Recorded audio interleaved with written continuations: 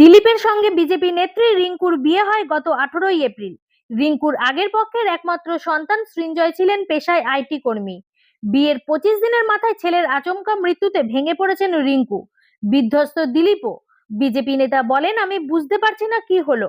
ওর মা সকালে রান্না করছিল, তারপর একটা ফোন আসায় ওর মা দৌড়ে চলে এলো। আমি কিছুই বুঝে উঠতে পারছি না। তিনি আরো বলেন, পোস্টমর্টেম হবে, জানা যাবে কি হলো, কি করে জলজান্ত একটা ছেলে আমাদের সকলকে ছেড়ে এভাবে চলে গেল। দিলীপ বলেন, মায়ের সবকিছু ছিল ওই ছেলে, অনেক কষ্টে ওকে মানুষ করেছে, ছেলেও সর্বগুণ সম্পন্ন।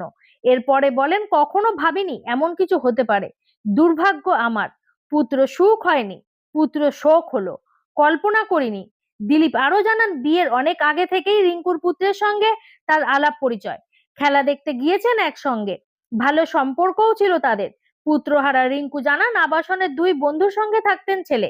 ছেলের বান্ধবীর কাছ থেকে মঙ্গলবার সকালে ফোন পেয়ে তার ফ্ল্যাটে যান। রিঙ্কু বলেন, সোমবার ওর অফিসের দুজন কলিগ এসেছিলেন। রাত 12টা নাগাদ আমার সঙ্গে কথা হয়েছিল। ছেলে বলেছিল আগামীকাল দুর্গাপুর যাব, সকাল 8টায় সায়েন্স সিটি যাব। তিনি জানান, স্নায়ুর অসুখ ছিল ছেলের।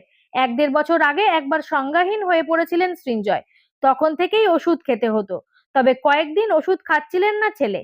মায়ের কথায় মুখে বলতো না কিছু, বোধহয় স্বপ্ন ছিল আমার সঙ্গে থাকবে। আমি বলেছিলাম, তোকে শীঘ্রই নিয়ে আসবো আমার কাছে, তুই আসবি, তারপর একসঙ্গে থাকবো। তবে দুদিন টেনশনে ছিলাম, ও ঠিক করে খাওয়া দাওয়াও করছিল না। আমি এখানে রান্না বান্না করছি, ছেলে যেখানে থাকে রান্না করার লোক সেখান থেকে ফিরে চলে যাচ্ছে। একদিনও যে ছেলে বাইরে থাকতো না, সেই ছেলেই বন্ধুদের ফ্ল্যাটে থাকা শুরু করেছিল।